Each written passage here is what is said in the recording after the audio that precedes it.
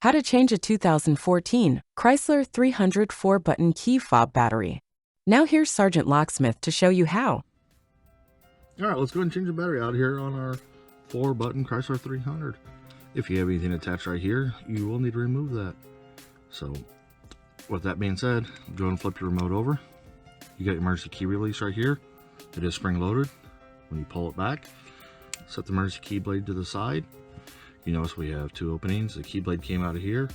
You've got this indentation right here. Take you a flat tip screwdriver, put it in. Do not pry. You're going to rotate, so hold the remote firmly and twist the flat tip. Notice that it popped open.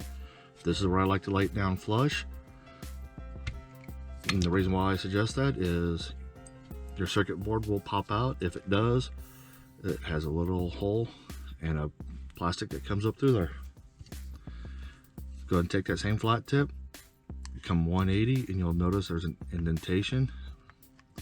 Put the corner of your flat tip under there, and the battery comes out. And you notice it is a CR2032 battery. This is a new remote, so I'm going to put the battery back in. Reverse process. Push it in, push down.